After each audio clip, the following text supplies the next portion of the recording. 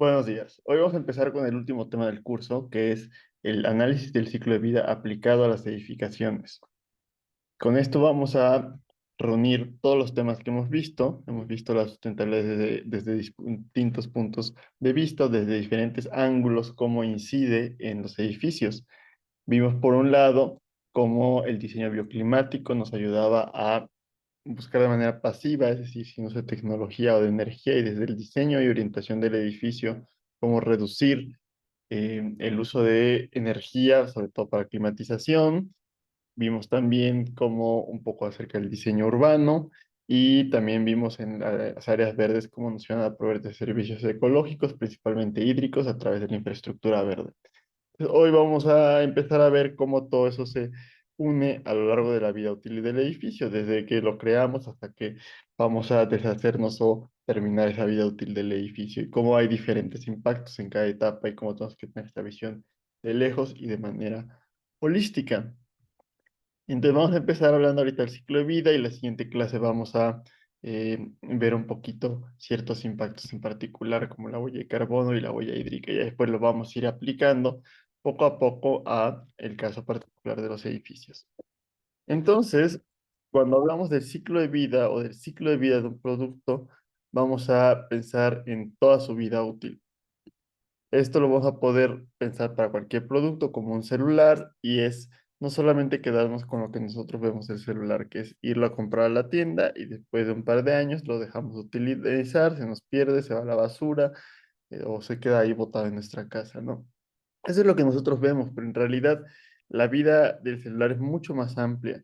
Desde que se empezaron a extraer los metales o el petróleo para poder producir los materiales, cómo se fueron procesando para llegar a esos materiales que estamos, esas materias primas que como tal van a formar parte del celular, cómo se fueron ensamblando poco a poco hasta llegar a un celular terminado en la fábrica. Y eso se transportó a la tienda donde nosotros lo compramos, lo estuvimos utilizando, se fue deteriorando y después dejó de utilizarse, y a lo mejor se va a la basura.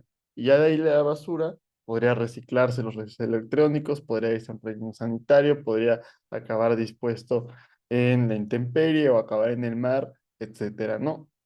Pero toda esa parte, desde el inicio, desde que estamos extrayendo las materias primas, que vamos a llamar la cuna, hasta esa última parte de la exposición final, que vamos a llamar la tumba, es todo ese ciclo de vida del producto, que le vamos a llamar de la cuna a la tumba, o en inglés cradle to grave. Entonces, como vemos en esta imagen, en cada etapa de la vida útil del producto va a haber cierto ingreso de materiales de energía y van a haber ciertos residuos que se van a estar generando. Si nosotros nos damos una pequeña etapa, que es a partir de lo que le llamamos la puerta o la compuerta del sistema, que es cuando el producto llega a su usuario final, cuando lo ponen en la tienda y lo compro, y no vemos todo lo anterior de la producción, estamos perdiendo ahí muchos usos de energía, la generación de residuos que van a ser impactos importantes. Entonces, el poder ver desde lejos la totalidad de ese ciclo de vida nos permite encontrar impactos ocultos, y va a ser especialmente importante para los edificios. Em, la idea que vamos a ir viendo de la economía circular, pues va a ser esto de ir cerrando bucles, ¿no? En vez de que esto sea de inicio a fin, pues hacer algo que sea circular, o sea, que de la tumba nos vayamos directamente a la cuna a través del producto. Pero eso lo vamos a ir viendo poco a poco ahorita. ¿Cómo podremos aplicar esto al edificio? Bueno, el edificio también se compone de materiales de la construcción, de metal para las varillas, concreto, y en el concreto hay agregados pétreos, hay el cemento, viene de piedra caliza, tenemos agua, el vidrio también, madera, por ejemplo, y todas esas materias primas van a tener que extraerse de un lado, ¿no? Muchos acabados también tienen plásticos, en muchos lados en las casas o en los edificios, los muebles también tienen plástico y eso es petróleo. Se extrae, también vamos a diseñar nosotros el edificio, vamos a planearlo y después vamos a construirlo, es decir, vamos a unir todos nuestros materiales de la construcción para hacer un producto final. Va a empezar a utilizarse de una u otra forma, va a remodelarse varias veces, y cada que remodelemos y también cuando construimos estamos generando residuos. Y eventualmente vamos a hablar de qué le pasa al final de la vida útil de un edificio. Pero todos esos residuos que se están generando, o podemos mandarlos a un relleno sanitario donde van a acabar ahí por la eternidad, o podemos intentar cerrar el bucle y volver a utilizar todo esto. Entonces también podemos aplicar el pensamiento de ciclo de vida para un edificio, pensando que como tal también es un producto que se va a utilizar el edificio. Ahora, como hablamos de la cuna a la tumba, eso nos lleva al concepto tradicional de la economía, que era una economía lineal, donde dentro de las muchísimas acepciones o definiciones que tenemos de la economía, una es que la economía estudia cómo se distribuyen los recursos que son escasos. Pero en vez de pensar que los recursos son escasos porque hay una cantidad finita de ellos, pensamos que son escasos porque hay un balance entre la oferta y la demanda. Es decir, hay escasez, hay más demanda que oferta, por ejemplo. Y la teoría del valor nos dice que justamente lo que vale algo, pues depende de ese balance delicado que hay entre la oferta y la demanda. Pero tenemos que pensar que pues, no se trata solamente de eso, ¿no? Sino que ciertos recursos son finitos simplemente porque existen de manera limitada en la Tierra. Pero toda esta idea de la economía lineal o tradicional se basa en pensar que es infinito todo eso que tenemos en la Tierra, que podemos extraer recursos de manera infinita sin que se acaben jamás y que podemos disponer de ellos de manera infinita sin que haya algo que se sature, o sea, que siempre la Tierra puede estar regenerando. Esto tenía sentido cuando había poca población, cuando podíamos seguir extrayendo carbón, petróleo, etcétera, y parecía ser infinito, parecía que nunca se iba a acabar, que era extremadamente abundante, y también cuando, por ejemplo, yo podía tirar agua residual a un río, y como éramos pocas personas, poco caudal de agua residual, se iba a ir depurando por sí solo en el río, y cuando llegara aguas abajo al siguiente pueblo que tomaba el agua, pues el agua ya se hubiera depurado por los propios microorganismos que trae el agua residual. Pero en la actualidad, cuando ya somos muchas personas, ya demandamos demasiados recursos y empieza a verse que algunos se están acabando por ahí y que los impactos que estamos generando ya no podemos cubrir con esa capacidad de regeneración de la tierra. Hay demasiadas aguas residuales que no se pueden tratar por sí solas, estamos emitiendo demasiado CO2 a la atmósfera y también incluso estamos emitiendo residuos que tienen una vida útil prácticamente infinita, ¿no? Entonces que nunca, no hay forma de que se descompongan en la tierra y se va a quedar ahí por los años de los años, ¿no? Como los residuos nucleares, ciertos químicos que se utilizan como lubricantes, como aislantes, para aumentar la durabilidad de muchos productos, como los PFAS, que se llaman los polifluoroalquilos, que tienen problemas de cáncer y salud en los ecosistemas y tienen una vida útil prácticamente infinita. Esto nos lleva a lo que vamos a conocer como externalidades. Y las externalidades van a ser aquellos efectos no intencionales que estamos generando en externo. Por lo general van a ser efectos negativos y que como no nos afectan a nosotros, pues no lo estamos tomando en cuenta. Por ejemplo, si yo tuviera un invernadero donde tuviera flores y tuviera un vecino que tiene un lago donde está cultivando truchas. Entonces mi objetivo es cultivar más flores para vender más, ¿no? Y el objetivo de mi vecino es tener más truchas para vender más. Entonces yo que quiero tener más flores más grandes y quiero evitar pérdidas, aplico un fertilizante para que crezca más rápido y eso cumple mi objetivo porque voy a poder vender más flores. Pero resulta que la escorrentía de mi invernadero, porque ya dijimos que los fertilizantes em, no son solubles en agua, entonces esa escorrentía, más bien son solubles en agua, la escorrentía se va al lago de las truchas. Y ese exceso de nutrientes en el lago va a generar eutrofización. La eutrofización sabemos que baja los niveles de oxígeno disuelto en el agua y eso genera que se mueran las truchas. Yo cumplí con mi objetivo de vender más y nunca fue mi idea echarle a perder el negocio a mi vecino. O sea, no, no es que me caiga mal el vecino, pero habían ahí consecuencias no intencionales que hicieron que perdiera su negocio. Eso es una externalidad y muchas veces no se cuantifica, no se le da un valor, entonces hay ciertas cosas que Podemos pensar, por ejemplo, cuánto cuesta el estar utilizando gasolina en nuestros autos y le podemos dar un costo al extraerlo, al transportarlo, al venderlo, al utilizarlo.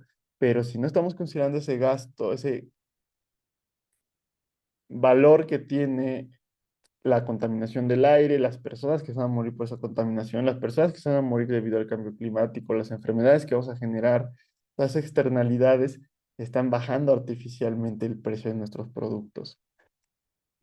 Entonces, como ya dijimos, en la economía lineal, donde consideramos consumo y disposición sin límites y eterno, y también por otro lado, donde creemos que la economía puede seguir creciendo sin ningún límite. Y esto es porque en el siglo pasado así parecía que la economía crecía y crecía y crecía. Tenía sentido cuando eh, había poca población y cuando iba creciendo rápidamente la población. Entonces, si la población va creciendo en una tasa, el crecimiento económico tiene que ir subiendo con esa población. Pero eventualmente llega un momento en el que ya la, la población se empieza a estabilizar. Hay muchos países donde la población incluso está bajando. En casi todo el mundo estamos llegando a o más bien están bajando las tasas de fertilidad. Entonces, por ahí de 2050 vamos a llegar a un tope de la población mundial. ¿Y cómo podemos seguir haciendo un crecimiento económico si ya no está creciendo la población? ¿Qué va a pasar con eso? Y no cabe eso dentro de la economía típica. Y aparte, esa población que se está estancando también está envejeciendo, entonces es cada vez menos productiva. Y hay demasiada población en algunos lados, aunque vamos a hablar por ahí en la siguiente clase un poco de ese mito de el problema de la sobrepoblación. Entonces, ahí es donde es un poco complicado, se requiebra un poco esa idea de la economía lineal, o ya no va a funcionar porque aparte las externalidades están creciendo sin límite. Aquí podemos ver las externalidades que hemos generado tanto a los sistemas naturales, que es el círculo de afuera, y las externalidades que hemos creado hacia los sistemas sociales, que es lo que tenemos adentro de esta dona. Entonces hemos excedido el cambio climático, hemos excedido la pérdida de biodiversidad, de uso de suelo, los ciclos biogeoquímicos de nitrógeno y fósforo, también hemos dañado la salud de los humanos, hemos contaminado el agua, tenemos también por ahí hay mucha desigualdad social, etcétera, ¿no? Entonces, todas estas afectaciones que estamos teniendo, pues son debido a ese sistema o a ese sistema económico con el que hemos trabajado de manera eh, usual durante el último siglo en todos los países del mundo y se va volviendo insostenible. Entonces, ¿cómo podemos cambiar este paradigma a algo que sea más sostenible, algo que pueda preservarse en el futuro y para las siguientes generaciones?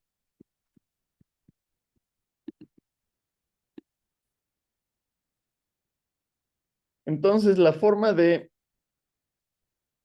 ver cómo podemos cambiar este sistema económico que nos está llevando hacia un problema grave, que este sistema económico extractivo, pues aplica tanto a los países que han tenido diferentes formas de gobierno, ¿no?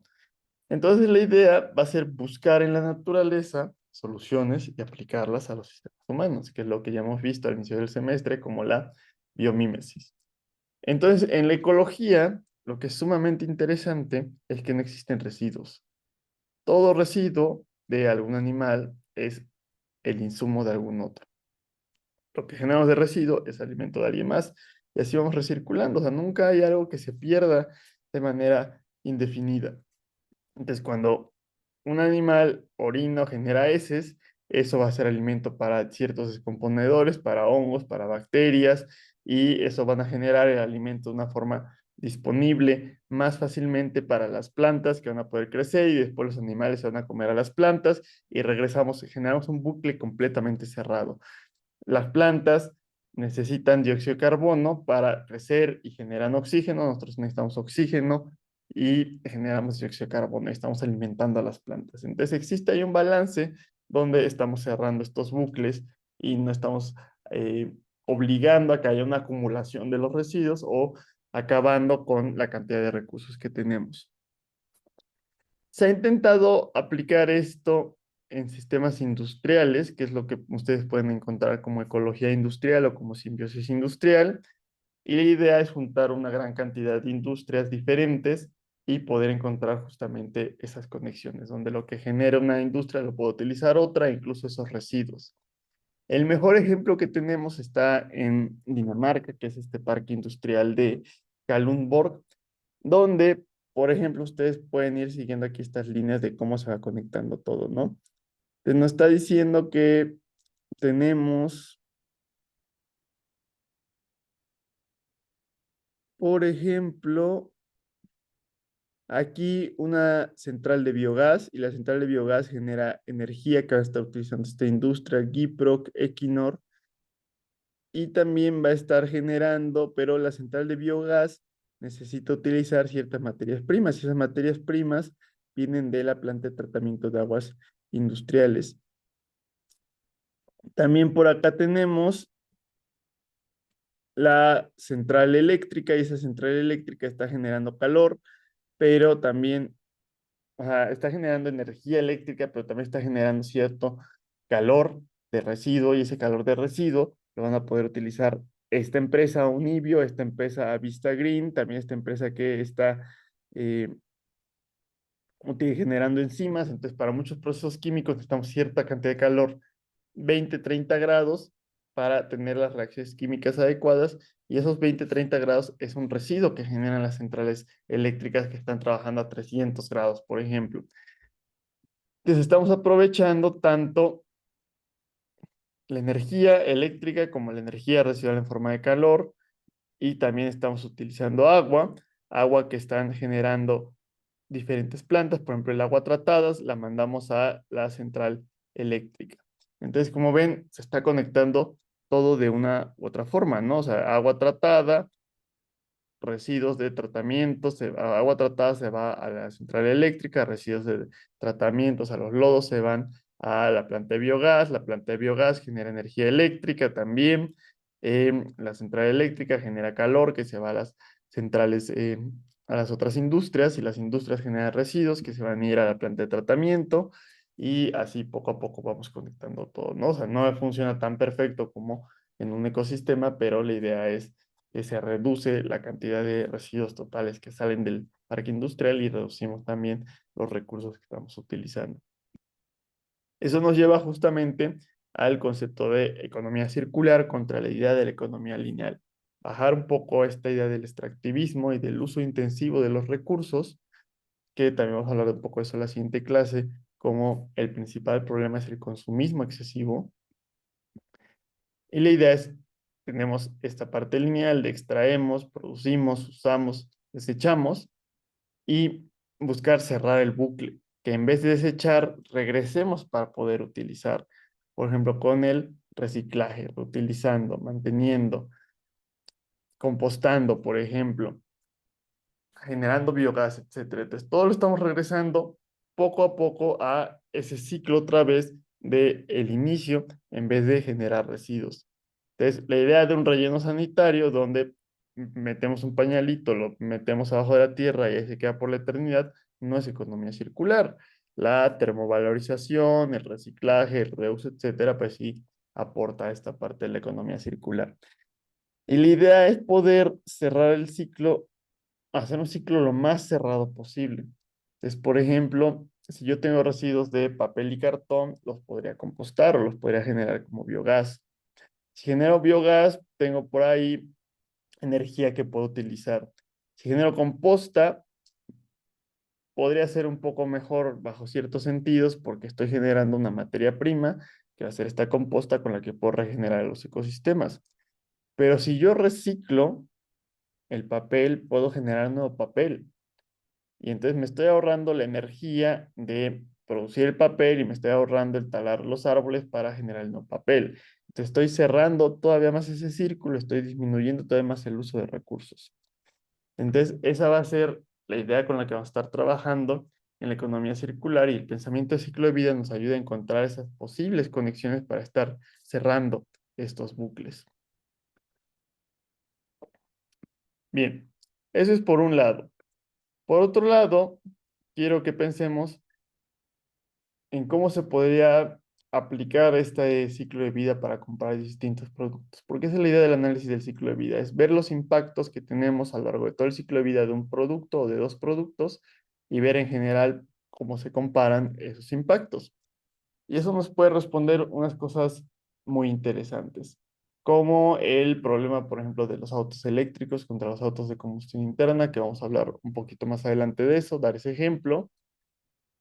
Otras cosas que suceden como uno podría pensar que es mejor, en vez de utilizar botellas PET, utilizar botellas de vidrio para los refrescos, ¿no? Porque el vidrio se puede reciclar y pues no estamos dejando botellas de plástico que se van a ir al océano. Pero cuando uno piensa que generar el vidrio, fabricar el vidrio requiere más energía que fabricar una botella de PET y que como el vidrio es más pesado que el PET, el transportar el refresco utiliza más gasolina y más combustibles fósiles, que en ciertos casos podría ser incluso más que el petróleo que utilizamos para generar esa botella de PET. Entonces podría llegar a ser más contaminante en cuanto a gases de efecto invernadero y utilizar más recursos la botella de vidrio que la de PET, pero con el vidrio es mucho más fácil evitarse los residuos que estamos generando, ¿no? Porque el vidrio es muy fácil reciclarlo y también incluso si el vidrio se emiten los residuos al ambiente, es mucho más inocuo que el plástico. Entonces, por ahí podría ganar un tipo de tecnología o de producto o ganar otro tipo de producto. Y esa es la parte interesante de el análisis de ciclo de vida, que siempre, nunca hay una respuesta sólida o única, ¿no? Siempre algún producto puede ser mejor en una cosa o mejor en otra cosa.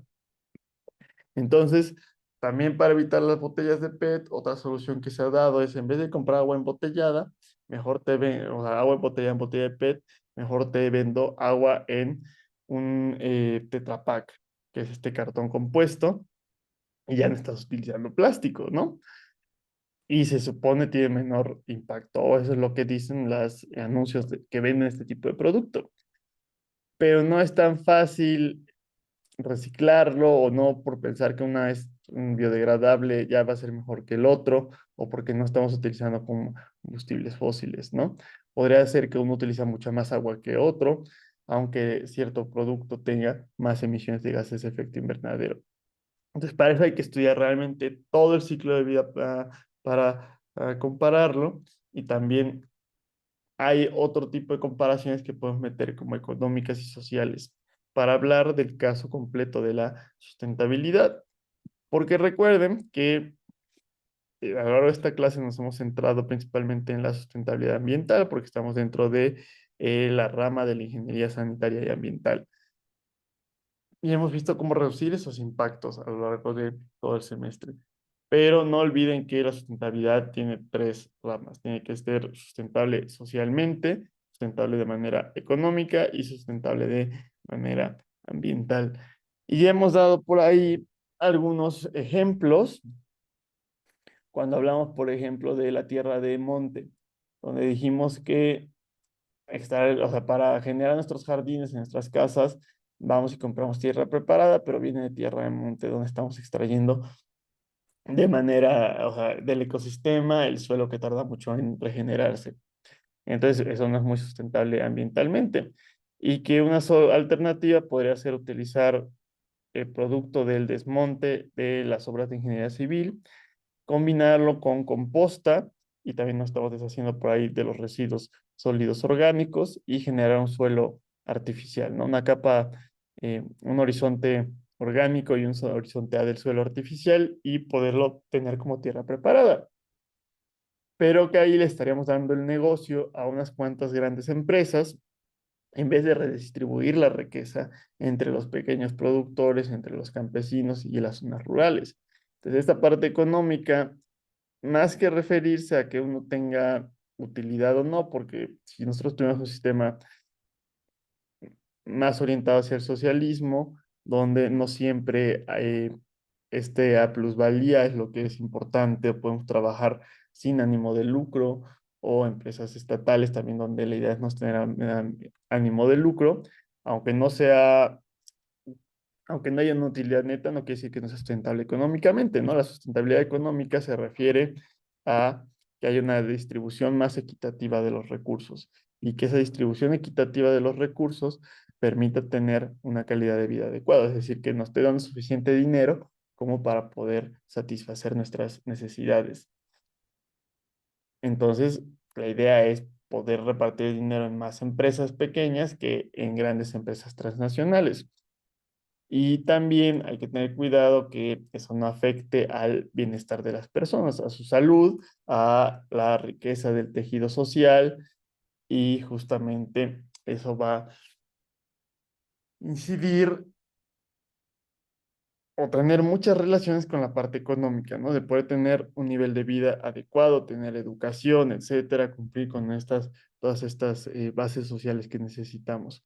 Entonces, todos los proyectos que estemos realizando tienen que buscar conectar con todo esto. Entonces, esa propuesta de la tierra de monte, pues sustituirla por algo que van a estar generando los constructores y los que manejan los residuos sólidos, donde vamos a estar sacando a las personas del proyecto, pues va a generar problemas en todos los ámbitos, ¿no? Entonces, siempre que pensemos en estos proyectos, hay que tomar en cuenta todos estos diferentes pilares de la sustentabilidad. No olvidar que tenemos que ver por qué las personas serían beneficiadas tanto como el medio ambiente. Ahora, por otro lado, con esta idea del ciclo de vida, hay que tener cuidado porque es fácil mentir con esta información.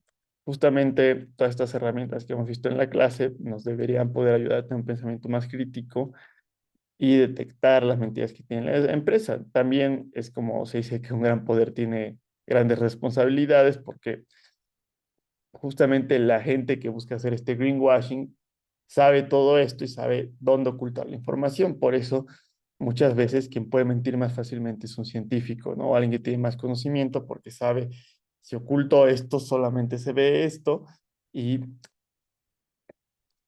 eso no estoy mintiendo, pero ocultar la información puede engañar a las personas. Por eso no necesariamente un científico va a ser un mejor político, ¿no?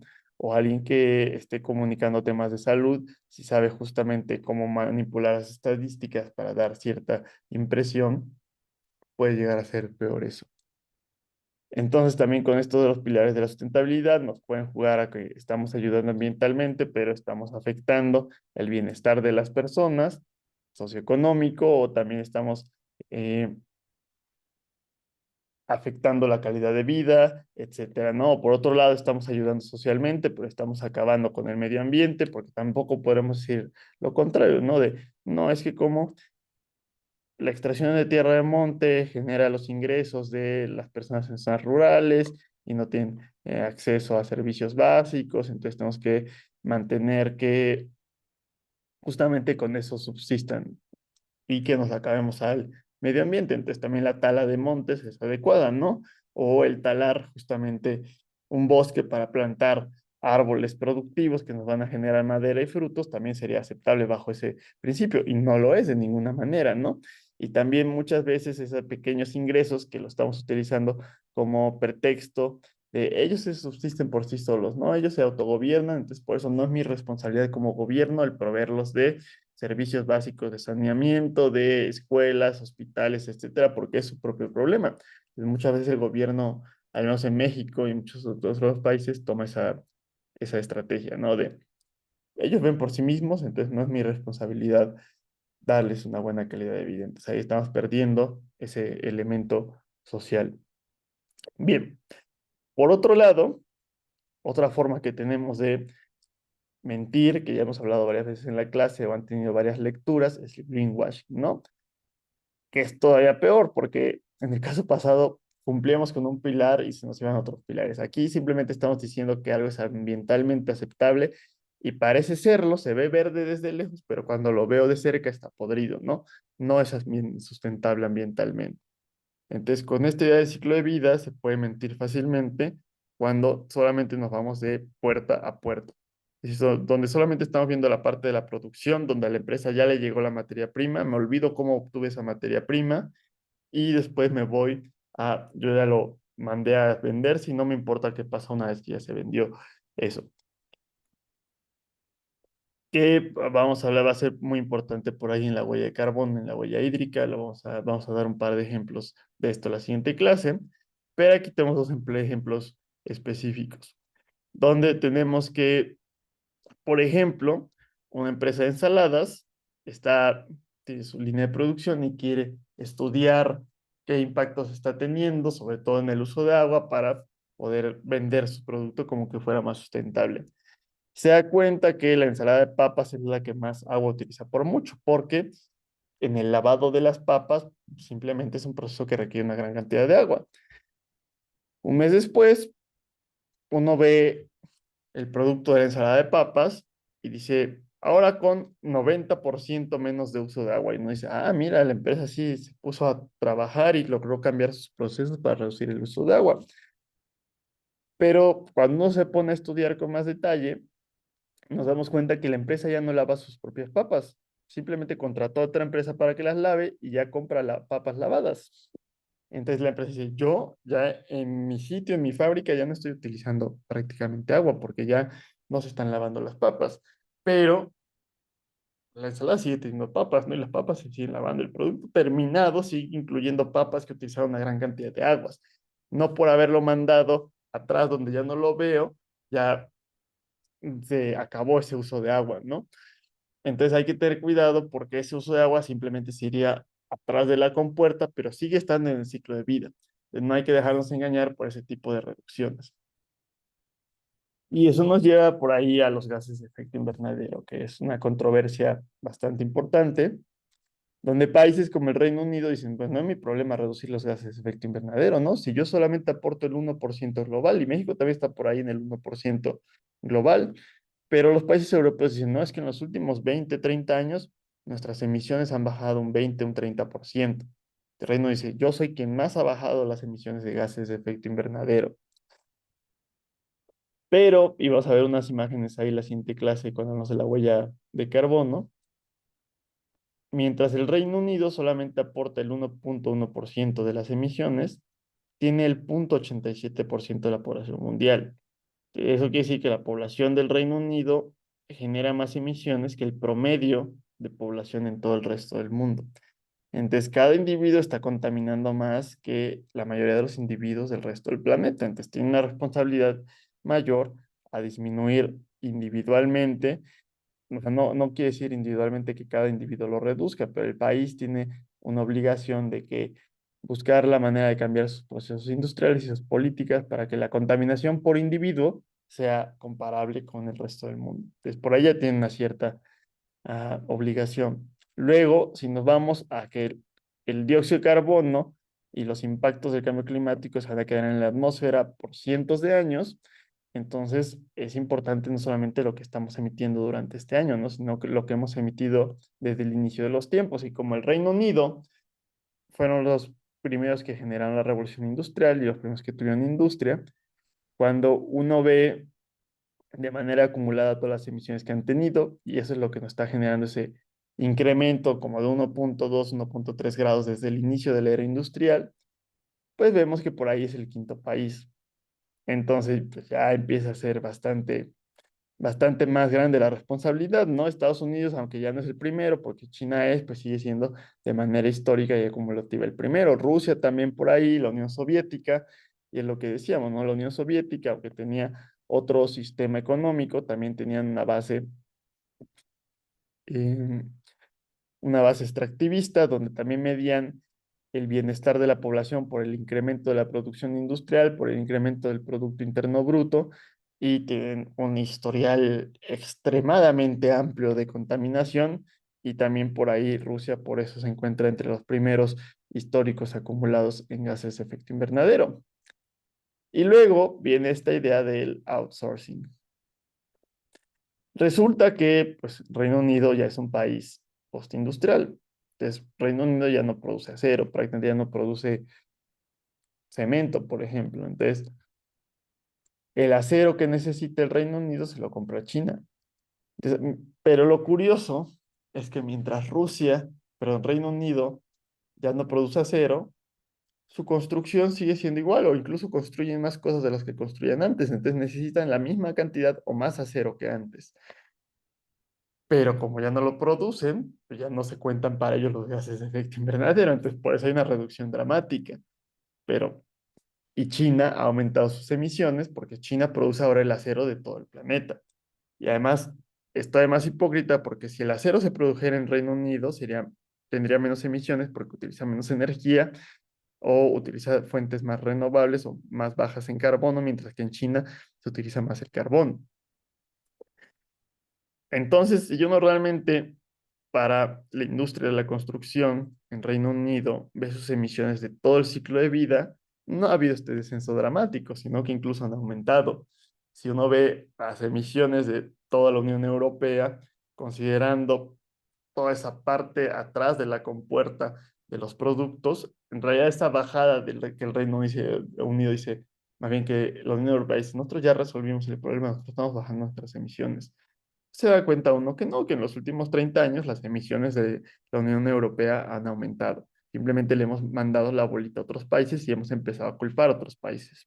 No quiere decir que China no tenga culpa y responsabilidad, pero realmente es justamente ese problema, el del cambio climático, que es un problema de responsabilidad compartida y necesitamos soluciones cooperativas, que es lo que se le llama en teoría en la economía y en teoría de juegos, los juegos de suma no cero, ¿no? O sea, pero lo interesante del cambio climático es que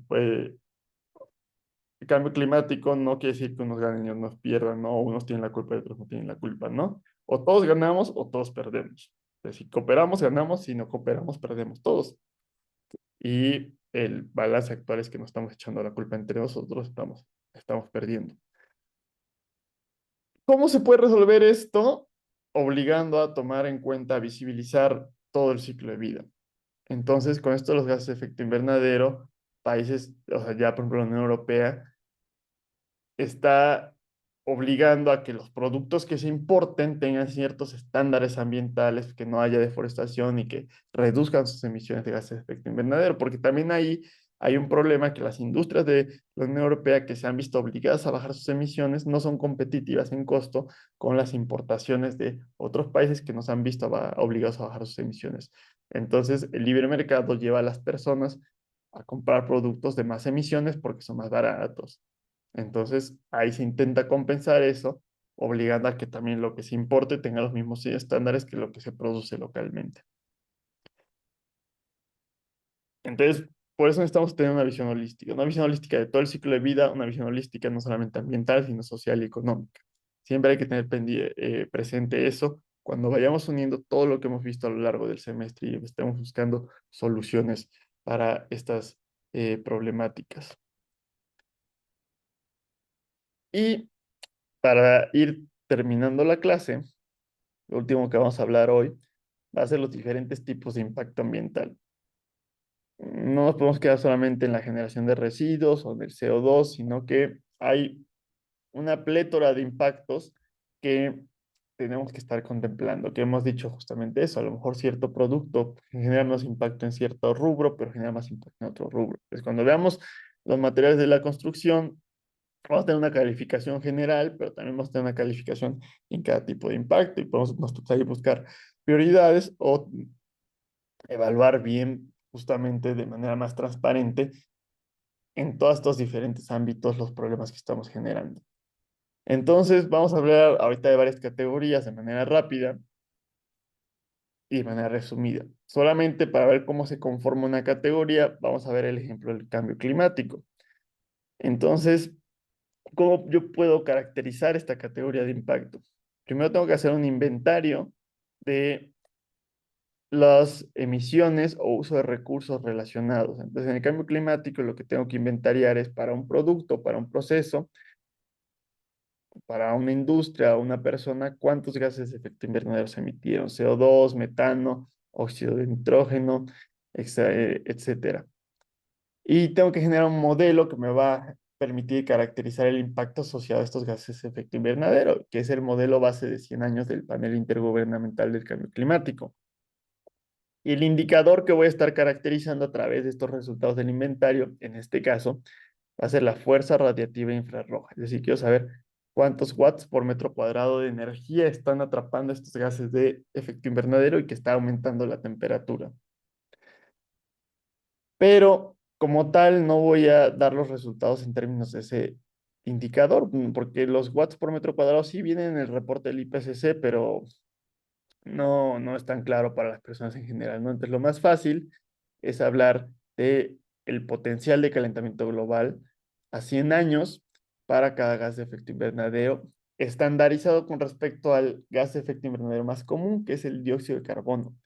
Entonces, todos los gases de efecto invernadero los voy a convertir a un equivalente de dióxido de carbono. Es decir, 1 kilogramo de metano, ¿qué tanta fuerza radiactiva infrarroja genera con respecto al CO2? Y la respuesta es, genera 28 veces lo que 1 kilogramo de dióxido de carbono. Entonces, 1 kilogramo de metano equivale a 28 kilogramos de dióxido de carbono. Y entonces ese va a ser el resultado final que vamos a dar. Cuando hablemos de qué tan fuerte es el impacto del cambio climático de un producto, vamos a tener su impacto en kilogramos de dióxido de carbono equivalente. Y utilizamos esto, aunque podría ser un poco abstracto, porque es lo más fácil de medir. Si quisiéramos realmente hablar de los impactos finales, después de toda esa cadenita de eventos, podríamos decir cuánta muerte de corales estamos generando, cuántos bosques y cultivos se van a perder, cuántas personas van a morir por golpe de calor, cuánto vamos a perder del Producto Interno Bruto Mundial. Y entonces no sería lo mismo decir de, bueno, es que la producción de petróleo de México genera, no sé, 10,000 toneladas de CO2 al año, a lo mejor es un poco contable, ¿no? O sea, estamos poniéndolo como en una hojita de Excel y tiene ahí, hacemos sumas y restas y tiene sentido, ¿no? Pero no nos dice mucho. Pero si dijéramos que la producción anual de petróleo en México está generando 100 muertes, a 100 personas van a morir debido a la actividad de Pemex, o 1,000 personas o 10,000 personas al año van a morir debido a esa actividad, ya es un poquito más fuerte ese indicador, ¿no? Y a lo mejor nos hace reaccionar un poco más. O decir, bueno, es que manejar tu auto todos los días a lo largo de toda tu vida va a ser responsable de la muerte de 0,1 personas o de 0,5 personas. A lo mejor nos invita un poco más a actuar eso, ¿no? Pero que todos estos números que les di ahorita están un poco al aire, ¿no? No son números exactos, pero sí hay una cierta relación. O sea, nuestras actividades, nuestras acciones diarias para mantener la calidad de vida que esperamos, pues van a incidir en la pérdida de salud y eventualmente en la muerte de ciertas personas, ¿no? Y ahí hay un dilemático bastante interesante. El problema es que hay mucha incertidumbre dentro de cuánto se va, o sea, estos kilogramos equivalentes de CO2, cómo se van a reflejar en todos estos indicadores finales. Y como hay demasiada incertidumbre, y la gente no maneja muy bien la incertidumbre, o sea, no sería muy útil decirte entre 5 y 100 personas muertas, ¿no? Con una desviación estándar, etcétera. Entonces es complicado a veces trabajar un poco con esos indicadores finales y por eso nos quedamos con unos indicadores un poco más próximos o más en la base, que no nos dicen mucho, pero son más fáciles de medir. Entonces, esto, sobre todo con respecto a las emisiones que estamos generando, a la atmósfera, al agua, al suelo, todas las categorías son muy similares. Es lo mismo, generamos una categoría, qué inventarios tenemos que generar de emisiones, cómo lo caracterizamos, cuál es el indicador y cuál es su resultado. Entonces podemos hacer eso para la acidificación, por ejemplo, para la lluvia ácida, podemos hacerlo para la eutrofización de suelos y de agua y para el cambio climático. Si se dan cuenta, para el cambio climático tenemos que inventariar cuánto CO2 emitimos, cuánto metano, cuánto óxido nitroso, y todo lo medimos en kilogramos equivalentes de CO2. Para la eutrofización, los NOxes son importantes, el amoníaco, el fósforo, y todo eso lo vamos a medir como una sustancia de referencia. Entonces, el potencial de eutrofización lo vamos a medir en kilogramos equivalentes de fosfato. Y así nos vamos con cada categoría de impacto. Entonces, para un producto yo puedo decir qué tanto está aportando el cambio climático, qué tanto está aportando la acidificación, qué tanto está aportando la eutrofización, qué tanto está aportando a acabar con la capa de ozono. Y no todos los productos van a tener un impacto similar. Y un producto puede tener un impacto muy bajo en otra, pero muy fuerte en otra, y el otro estar inverso. Y va a ser difícil decidir entre esos dos productos. No hay una respuesta única. Tenemos por un lado esas emisiones y por otro lado tenemos el uso de recursos. Es decir, a ver, mm, aquí, o sea, tenemos esto que vimos son los impactos en la parte de la disposición final, lo que estamos enviando a la Tierra, pero van a haber también impactos en lo que estamos utilizando de la Tierra, que van a ser los que tenemos acá. Y ahí es donde podemos hablar de recursos renovables, recursos no renovables, y si lo ponemos con un poquito más de dimensiones, podemos hablar de recursos bióticos y no bióticos, cosas vivas y cosas no vivas. Y dentro de esos dentro de esas dos cosas va a haber cosas renovables y cosas finitas. Entonces, por ejemplo, dentro de las cosas bióticas no renovables tenemos las vetas de minerales y tenemos los combustibles fósiles. Es decir, los seguimos utilizando, pero en algún momento se van a acabar. O se regeneran a una escala tan grande que no sabemos, o sea, que pueden ser 400 millones de años. No sabemos si va a seguir habiendo humanos para ese entonces. También en los combustibles fósiles, no sabemos si las condiciones actuales de la atmósfera y de la geología van a permitir que se genere, que se atrapen las plantas y que se genere estos combustibles fósiles para el futuro, porque en el carbonífero las condiciones de la atmósfera eran muy distintas. Entonces no sabemos si son ni siquiera renovables en esas escalas tan grandes. Cosas que sí son renovables, pues es el agua superficial, porque siempre va a haber precipitación, el oxígeno y el agua subterránea en las capas más próximas a la superficie. Pero también va a ser renovable dentro de escalas de cientos de años, entonces hay que tener cuidado, de cada cientos de años hay que tener cuidado por ahí. Y hay otra agua, otros acuíferos profundos, como donde estamos empezando a extraer en la Ciudad de México de acuíferos a más de 2 kilómetros de profundidad, donde eso tarda millones de años en recuperarse. Entonces, lo que extraigamos de ahí va a ir reduciendo poco a poco la cantidad que tenemos y no lo vamos a poder recuperar de ninguna manera. Recursos bióticos no renovables, las maderas tropicales de bosques primarios, es decir, bosques que nunca se habían talado antes, como la selva tropical en la península de Yucatán. Entonces, estamos generando un impacto irreversible al construir el Tren Maya, ciertos tramos del Tren Maya, y también ahí hubo todas esas maderas preciosas tropicales, se extrajeron de manera ilegal, sobre todo hacia Belice y Guatemala, y después se vendieron en el mercado negro. Y alguien hizo negocio con eso, ¿no? A costa de un ecosistema que nos da una gran cantidad de recursos, eh, de una gran cantidad de beneficios, de eh, servicios ambientales que no vamos a poder recuperar de ninguna manera. O sea, incluso si dejáramos de construir el Tren Maya y dejáramos que volviera a crecer algo, no va a crecer exactamente lo mismo. O va a tardar miles de años en volver a crecer lo mismo. Y los recursos regenerativos, pues sí son otro tipo de plantas que no están en peligro de extinción, que no son de bosques primarios. Por ejemplo, los peces en el mar están de la industria de la pesca. Pero también recuerden que los recursos renovables pues son renovables mientras no extraigamos más allá de su tasa de regeneración. Y otro tipo de impacto que tenemos con respecto al uso de recursos es el uso de suelo, que también ya lo vimos por ahí en una imagen, decíamos que solamente 3% del terreno de la superficie terrestre ha escapado a la actividad humana de una u otra forma, porque incluso los parques nacionales han sido modificados por los humanos. Si yo construyo un caminito para que pasen las personas o hay un estacionamiento, allá hay una modificación. O si yo estoy manejando activamente el ecosistema, incluso aunque sea ir cortando ramas para evitar riesgo de incendio, estoy administrando el ecosistema y ya estoy cambiando el uso de suelo y no hablar de todas las zonas cultivables, ¿no? Porque muchas veces pensamos, ay, sí, voy a ir al campo, voy a ver ahí los maizales y toda esa vegetación, o voy a ir al bosque de Tlalpan y voy a ver ahí la naturaleza, pero eso no es la naturaleza como tal, es una naturaleza parcialmente artificial o parcialmente modificada. Entonces, ¿cómo podemos nosotros cuantificar esa artificialización de la naturaleza.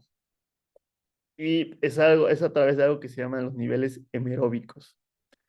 Entonces, por ejemplo, si yo tenía 10 hectáreas de un bosque primario, de una selva primaria, por ejemplo, en Yucatán, y de pronto lo convertí en una estación de tren y su estacionamiento y un centro comercial. Entonces tenía 10 hectáreas de un terreno totalmente natural en un nivel aemeróbico y lo convertí a 10 hectáreas de un terreno totalmente artificial. Entonces pasé de un nivel aemeróbico a un nivel metahemeróbico. Pero si yo esas 10 hectáreas las convertí en bosques frutales y maderables, no sé cuánta cosa, en un sistema agroforestal, que es un sistema ancestral, puede ser bastante bueno, pero también hay que tener en cuenta que no es totalmente natural. Entonces, 10 hectáreas se fueron de un nivel aemeróbico a un nivel mesohemeróbico. O si esas 10 hectáreas talé la selva y hice un cultivo, no sé, me voy a Michoacán, corto bosques y construyo aguacates, pongo cultivos de aguacates, me iría, por ejemplo, al beta euhemeróbico, o si talo eso, talo la selva en el Amazonas y pongo un cultivo de soya, me voy de un nivel aemeróbico a un nivel alfa euhemeróbico. Y si después esa zona cultivable se va urbanizando y la convierto en una cancha de fútbol, me voy de 10 hectáreas de un nivel alfa euhemeróbico a un nivel polihemeróbico. Entonces, para cuantificar el impacto del cambio de uso de suelo, voy a tener que ver el nivel, cuántas en cada hectárea o en cada zona, cuál fue el nivel de salto, qué tanto saltó ese uso de suelo y poder cuantificar tantas hectáreas de tal nivel a tal nivel, tantas hectáreas de tal nivel a tal nivel, y así voy a poder saber qué tanto se volvió artificial mi uso de suelo. Y por último, va a haber otras ciertas categorías de impacto, que son las olvidadas o las ignoradas, porque son muy difíciles de cuantificar, más complicado incluso que estas cosas que hemos estado viendo, nada más así por encima, y aunque son muy difíciles de cuantificar, pueden llegar a ser las más importantes, pero como no las cuantificamos, las solemos ignorar. Entonces, ¿cómo cuantificamos el impacto a la biodiversidad? ¿Cómo sabemos qué tanto estamos disminuyendo la diversidad en un ecosistema? Y por ahí en los servicios ecológicos ya hablamos un poquito de la riqueza de las especies, la riqueza de poblaciones, la riqueza genética, pero también no es tan fácil estar midiendo eso a gran escala. ¿Y cómo sabemos cuántas especies hay en total en un ecosistema? ¿Y cómo sabemos cómo interactúan entre sí las especies? Y también pensar que si un ecosistema tiene menos especies, es menos valioso. Es decir, un desierto vale menos que una selva. Y eso se argumenta muchas veces. Es decir, bueno, no es que en Sonora no hay absolutamente nada, ¿no? Vamos a poner ahí, por ejemplo, un parque solar sin preocuparme en lo más mínimo del impacto. Tú construye como quieras, al fin y al cabo que no hay nada, ¿no? A lo mejor sí te dicen, bueno, es que sí, si vas a poner turbinas eólicas ahí en Oaxaca, tienes que tener cuidado con trabajar con las comunidades y no acabar con la selva, el bosque, etcétera, ¿no? Pero sí, si tú vas a construir turbinas eólicas en Coahuila, pues ahí no hay nada, ¿no? Entonces tú ponlas como se te antoje. Pero pues, supongo que habrán visto ustedes toda la riqueza del ecosistema que hay en los desiertos, cómo puede parecer vacío en el día, pero en la noche sale toda la vida, o bajo tierra hay una gran cantidad de animales, una gran cantidad de especies, y aunque sean menos especies en total, es un ecosistema que es valioso el preservar o conservar. Y entonces, y que nos está dando servicios ambientales. Entonces, al hacer este tipo de obras, sobre todo las obras, por ejemplo, de energías renovables, donde queremos que sean sustentables ambientalmente, queremos disminuir el impacto del cambio climático, pero no afectar otras categorías de impacto ambientales. Y también queremos que sean, necesitamos que sean sustentables socialmente, que es el problema justamente de estos proyectos eólicos en Oaxaca y en muchos otros lugares. Si llego y hago las mismas estrategias, las mismas porquerías que hacía yo para, por ejemplo, hace 2 años que finalmente se retomó un proyecto de una termoeléctrica en Morelos, pese a todas las quejas de la población, incluso ahí hubo un par de activistas muertos y la Guardia Nacional llegó con las comunidades rurales que no querían ese proyecto y se hizo aún así y pasa con las presas también. Las últimas presas que se han construido y que se han construido en los últimos 50 años siempre acaba habiendo muertos, acabamos desplazando a poblaciones indígenas que tienen lugares de culto, lugares sagrados en esa zona. o para carreteras, ¿no? Se han ido al Centro Cultural Otomí, se construyó eso porque una carretera acabó con una zona sagrada de los otomíes. Entonces, no podemos querer hacer proyectos de energías renovables haciendo esas mismas malas prácticas. Tenemos que cambiar también eso para que sea totalmente sustentable y encontrar las soluciones de cómo hacer proyectos de otra manera. Entonces, lo mismo va con los ecosistemas, no porque el ecosistema parezca estar vacío, quiere decir que no nos da servicios y que no hay que buscar la manera de disminuir los impactos. Entonces, incluso si yo construyo paneles solares en un desierto, tengo que ver cómo preservar las características de ese desierto. Otro sería la toxicidad humana, que son cómo vamos a afectar a la salud de los humanos, que dentro de la tecnosfera, es decir, dentro de los sistemas industriales o construidos humanos es fácil de medir. Por ejemplo, si yo tengo una fábrica donde estamos haciendo soldadura y para la soldadura se hace mercurio y entonces el mercurio se vaporiza y en el ambiente está el mercurio y la gente está respirando el mercurio, puedo cuantificar cómo voy a afectar a la salud de las personas. O vamos a hablar por ahí del PVC, que es cancerígeno también. En las fábricas de PVC hay mayor incidencia de cáncer y es fácil de medir. Bueno, relativamente fácil de medirlo. Pero todo ese mercurio, por ejemplo, que se va a estar escapando al ambiente y va a estar subiendo poco a poco los niveles de fondo del mercurio, eventualmente también va a acabar afectando nuestra salud porque vamos a ir bioacumulando eso. ¿Cómo vamos a poder medir cómo va a aumentar eso?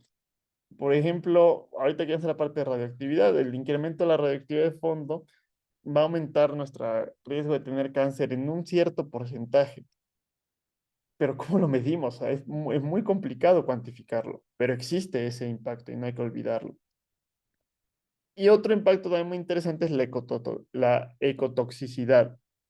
La ecotoxicidad se refiere a las afectaciones al funcionamiento del ecosistema, no a las afectaciones en salud a los individuos del ecosistema, sino a esas relaciones que existen entre las especies o si desaparece una especie, cómo cortamos ahí en esa red trófica y cómo se va a poder restablecer o adaptar. Y también todas estas emisiones que estamos generando, los recursos, está rompiendo, está destejiendo esa red poco a poco, como hablamos con los pesticidas, con los fertilizantes, pero como todas estas relaciones son no lineales y no conocemos todo, es difícil cuantificar qué va a pasar si quito esta especie dentro de un ecosistema. Entonces es difícil cuantificar ese impacto individual. Y otra categoría muy interesante tiene que ver con las muertes relacionadas a la radioactividad o en general las muertes relacionadas a la energía, donde tenemos este asunto de que la energía nuclear se vende como una de las soluciones para el cambio climático. Porque, y por otro lado, a veces estamos diciendo que es una energía limpia. Entonces, yo pienso que es un poco de greenwashing. O sea, no estoy en contra de la energía nuclear, pero tampoco creo que todo debería ser energía nuclear. O sea, creo que tiene un lugar dentro de la mezcla energética. También creo que podríamos sobrevivir o resolver nuestros problemas. Pues hay formas de resolverlos sin energía nuclear. Y el asunto es que la energía nuclear es muy cara. Es caro producirla y es mucho más caro que otras formas de energía. Es más caro que las energías renovables. Tardan mucho en construirse las centrales nucleares, pueden tardar 20, 30 años en construirse, mientras un parque eólico en un año está listo y produciendo. Y bueno, no es limpia realmente, es baja en carbono. Es decir, tiene un bajo impacto de cambio climático, pero dijimos que hay muchas categorías de impacto. Entonces, por ahí están los residuos nucleares, que como el 90 y tantos por ciento de los residuos nucleares están almacenados en estaciones de transferencia temporales. No hay ninguna solución a largo plazo. Hay por ahí muchas de estas estaciones de almacenamiento o rellenos sanitarios donde se almacenan residuos radioactivos, están juntas zonas o a comunidades marginadas históricamente. Las soluciones de almacenamiento geológico a largo plazo, pues hay un par de países que por ahí están intentando, como creo que es Finlandia quien está en contra de esas soluciones, pero es extremadamente caro, no tiene capacidad para todos los residuos nucleares del mundo. La energía nuclear también por ahí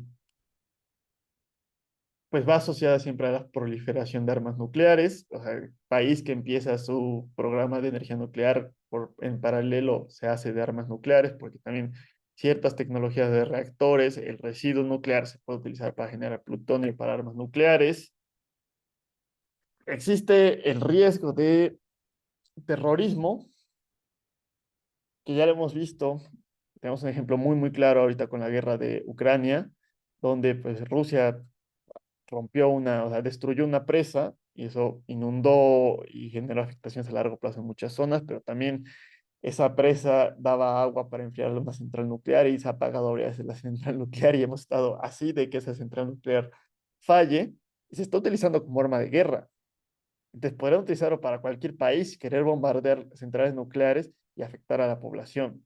Que si yo bombardeo un parque solar, nos quedamos sin electricidad, pero no vamos a matar a miles de personas, ni va a explotar nada, ni vamos a dejar el terreno inutilizable por cientos de miles de años.